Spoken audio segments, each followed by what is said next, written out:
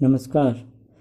आज इस चैप्टर का सबसे इम्पोर्टेंट पार्ट चालू हो रहा है, जिसका टॉपिक है एप्लीकेशन ऑफ गॉस लॉ।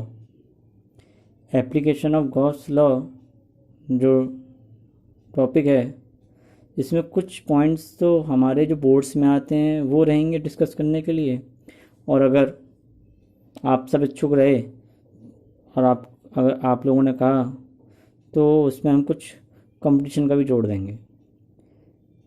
तो एप्लीकेशन ऑफ गॉस लॉ में सबसे पहला पॉइंट है हमारा, find the electric field intensity due to an infinitely long straight uniformly charge wire और लाइन।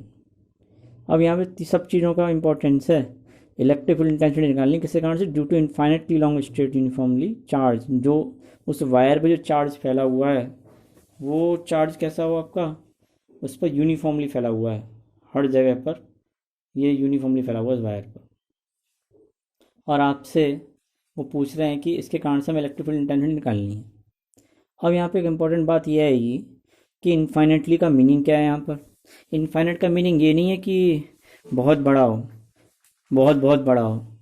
अभी मैं आपको ये कह दूँ कि आपको जिस जगह पे जो पॉइंट ऑफ ऑब्जर्वेशन है, अगर बिल्कुल आप ये मान लीजिए कि आप दीवार के पास खड़े हुए, बिल्कुल एकदम दीवार के पास खड़े हुए, बहुत थोड़ा सा माइन्यूट डिस्टेंस है, मिलीमीटर का कह, सेंटीमीटर का कह दूँ, 5 सेंटीमीटर 6 सेंटीमीटर, तो वो आपको वो जो दीवार है वो भी कैसी लगेगी, बहुत बड़ी दिखाई देगी।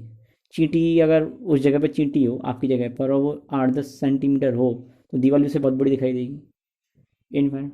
और अगर वही बात मैं कह दूं कि एक 400 मीटर 200 मीटर के बाद दूर की बात कह दूं, तो वही चीज़ क्या हो जाएगी, हमारी पॉइंट बन जाएगी।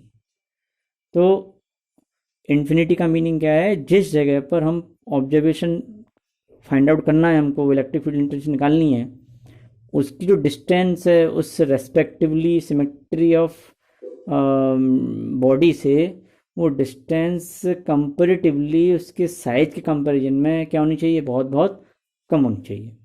तो हम कैसे निकालेंगे थोड़ा समझेंगे, हम डायग्राम से समझते हैं एक प्रैक्टिकली, और उस पर हम काम करते हैं। मान लो ये हमारे पास एक सिलेंडर है, अब सॉरी एक वायर है, ये वायर के अराउंड में वायर में पॉजिटिव चार्ज है, नेगेटिव भी हो सकता है, पॉजिटिव है तो इलेक्ट्रिक फील्ड कैसे दिखा रखी है मैंने, आउटवर्ड दिखा रखी है, अगर नेगेटिव होता तो इनवर्ड होती। बस यही अंतर आएगा, इसके अलावा एक्सप्रेशन कोई अंतर नहीं आएगा। पेपर में ये भी आ सकता है कि नेगेटिव दे दिया हो वहाँ पर उसने चार्ज।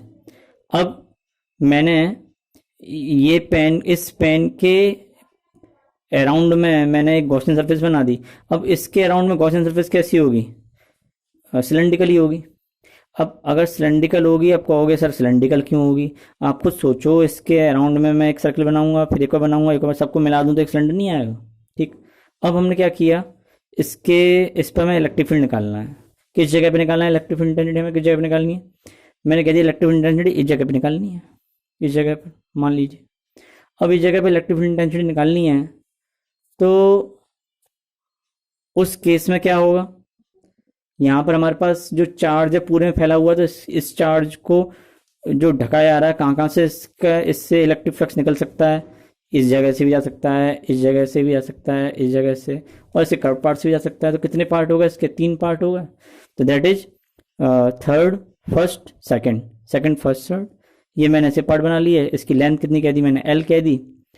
और गॉसियन सरफेस के अकॉर्डिंग, गॉस लॉ के अकॉर्डिंग क्या होता है, five Q upon epsilon not. याद रखना क्यू क्या है, जो चार्ज उसके अंदर इंक्लोज्ड है उस गॉसियन सरफेस के अंदर। और फाइव जो निकलेगा टोटल सिलेंडर के कारण से, वो तीनों कारण से होगा 5 1 5 2 5 3। यहाँ पर एंगल देखें, इलेक्ट्रिक फील्ड और एरिया वेक्टर के बीच का एंगल 0 है, यहाँ पे एरिया वेक्टर और इलेक्ट्रिक फील्ड के बीच का एंगल 90 है, यहाँ भी 90 है, तो कॉस 90 की वैल्यू 0, कॉस 90 की वैल्यू 0, कॉस 0 की वैल्यू कितनी होती है, 1 होती है। ठीक है, थोड़ा सा जल्दी करा मैंने बोलने में। 5 बराबर क्या होगा, Q inside upon epsilon not, integral लगाएंगे ई डी ए, क्योंकि मुझे सबका समेशन लेना है। यहाँ पर ई को बाहर निकाला, इंटीग्रल डी ए, क्योंकि यहाँ पे अलग अलग एरिया की बात हो रही है इसलिए मुझे यहाँ पे करना पड़ा।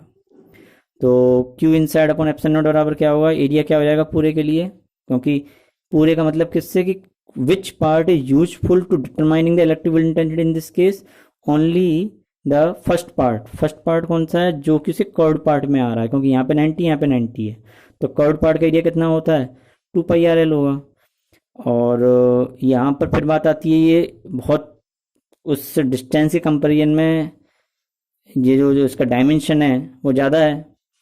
अब डायमेंशन जब ज़्यादा है तो वो कैलकुलेट तो कर नहीं पाएगा यहाँ पे चार्ज को, तो कैलकुलेट नहीं कर पाएंगे तो यहाँ पे कंटिन्यूस चार्ज वाली बात आएगी। तो लेमडा बराबर क्या होता है, चार्ज पर यूनिट लेंथ।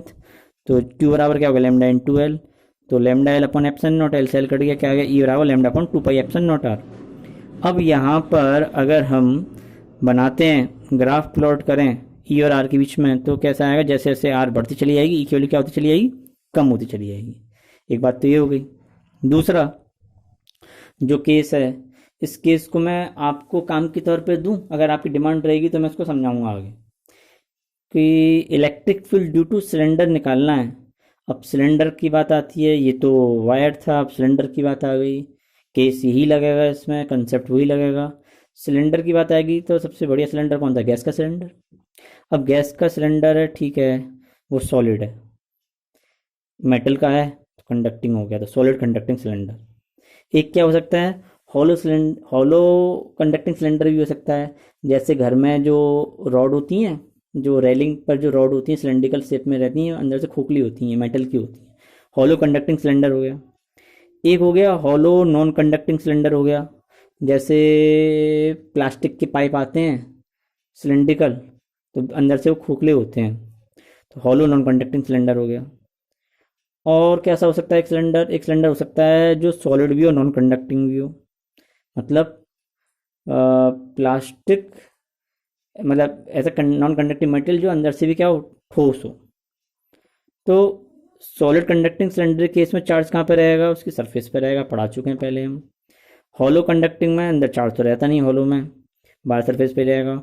और नॉन कंडक्टिंग में क्या होगा, उसमें भी चार्ज अंदर, हॉलो है अंदर तो रहेगा ही नहीं, बाहर ही रहेगा। तो ये तीनों केस सेम रहेंगे, केवल ये केस अंतर रहेगा। और अगर आपने ये चारों केस किए,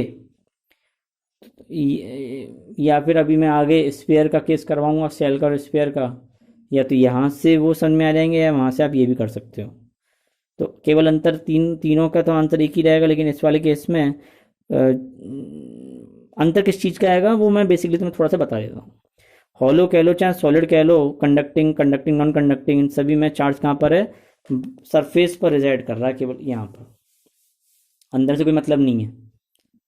लेकिन नॉन कंडक्टिंग के केस में क्या होगा, जैसे जैसे आप उसके अंदर से सेंटर से बाहर आते चले जाओगे, चार्ज क्या होता चला जा रहा है, बढ़ता चला जा रहा है। तो यहाँ पर तो चार्ज यहीं पर है, तो इसका मतलब ये तीनों जो केस हैं ऊपर वाले, इन सब में तो कि क्या काम आ जाएगा आपका, सरफेस एरिया काम आ जाएगा, कि सिग्मा बराबर क्या होता है, चार्ज यूनिट एरिया।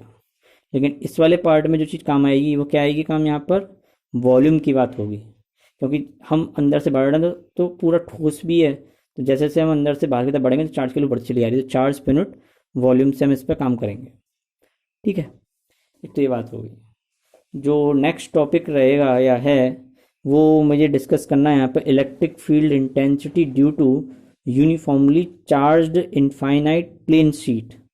ये जो चार केस रह गए हैं, जो मैंने आपको काम के लिए बोल रहा हूँ, थोड़ा सा देखो समझो पढ़ो, नहीं आता है तो फिर मैं बताऊंगा। जो चारों केस मैंने डिस्कस यहाँ पे किए हैं, केवल एक आपको क्लू दे दिया, solid conducting cylinder, hollow conducting cylinder, hollow non conducting cylinder, और सॉलिड नॉन कंडक्टिंग सरफेस। ठीक है, तो ये जो केस है electric field intensity due to uniformly charge infinite plane sheet और फ्लैट शीट ऑफ चार्ज, इसको हम आगे डिस्कस कर रहे हैं, साथ में हम एक क्वेश्चन भी करेंगे। ये क्वेश्चन जनरली आता है, कैपिटर में भी इंपॉर्टेंट पार्ट प्ले करेगा, तो दोनों चीज़ अभी हम डिस्कस करने जा रहे हैं। धन्यवाद।